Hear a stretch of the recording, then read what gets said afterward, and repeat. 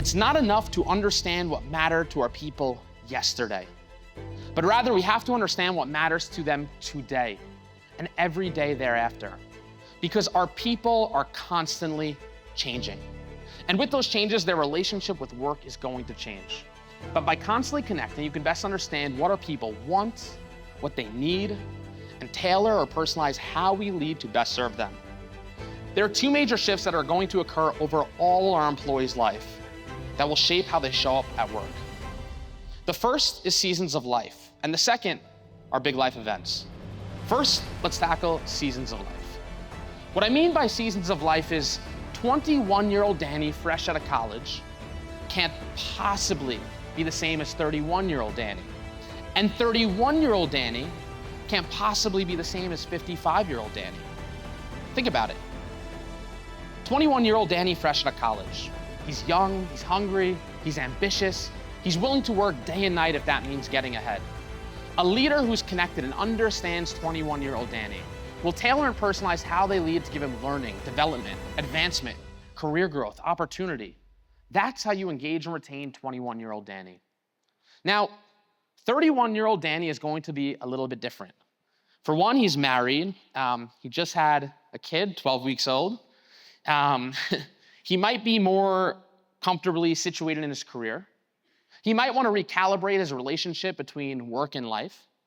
A leader who's connected and understands 31-year-old Danny will tailor and personalize how they lead to give him freedom, flexibility, autonomy, support, empowerment. That's how you engage and retain 31-year-old Danny. Now, 55-year-old Danny is going to look very different. For one, every AI bot I put my face into, they're convinced I'm going to grow a full head of hair, which is exciting. And I hope I don't age that quickly. Every time I look at that, it's scary if it's accurate. But in all seriousness, 55-year-old Danny is going to be drastically different.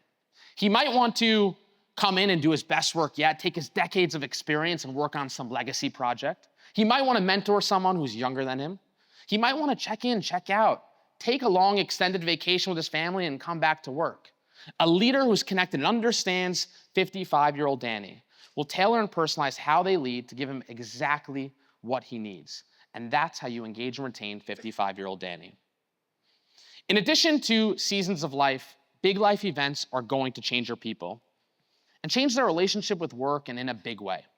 And what I mean by big life events are the moments that are the highest of highs, like getting married or starting a family, and the lowest of lows, like going through a nasty divorce or losing a loved one. And unlike seasons of life, big life events can happen anytime, at any moment, and can completely change the course of your life. And for me, when I think about big life events, I can't help but think about my mom. I was in my mid-20s building my manufacturing business. My business at this point was booming. I mean, I felt like I was on top of the world. We just landed our first 7-figure contract, and I was like living my best life. And I'll never forget, I went away for a week-long trip, and I went home to see my mom, and I'm excited to tell her about these exciting work updates. And I got there pretty early, so she's still asleep. So I took out my computer, and I start plugging away, working. And I go make a cup of coffee, and I look at my watch, and I see like it's 9:30, and I'm thinking, it's kind of weird that she's still sleeping, but I'm not going to make anything of it. So I go back to my computer, I'm working, I call my business partner up, and now it's like 10 o'clock, and finally, in she walks. She's wearing a green sweater and gray sweats, and she sits down on the couch next to me, and she said, Danny, I have to talk to you about something.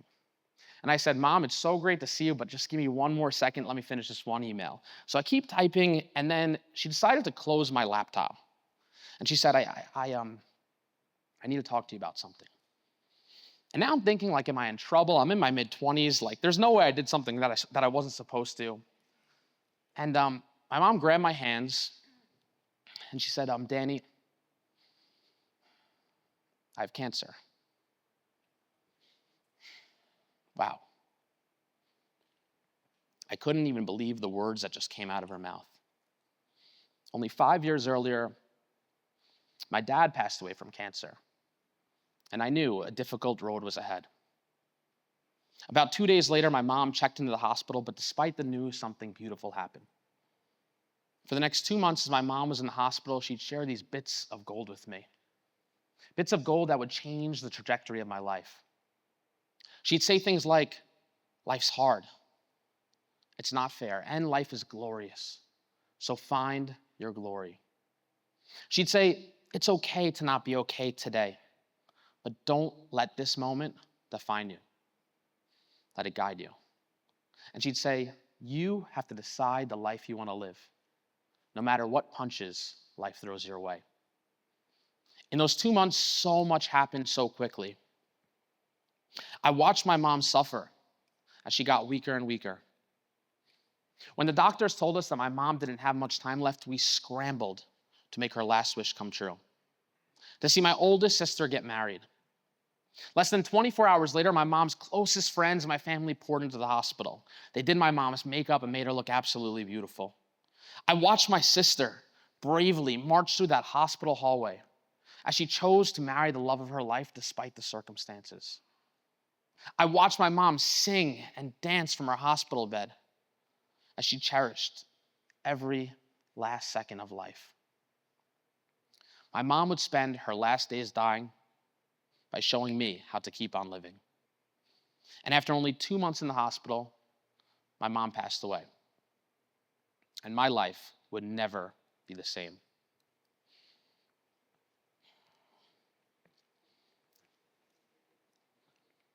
You couldn't possibly expect someone who went through that, who lived through that, day after day for 2 months straight, to possibly, even remotely, return to work only 2 weeks later and be the same person.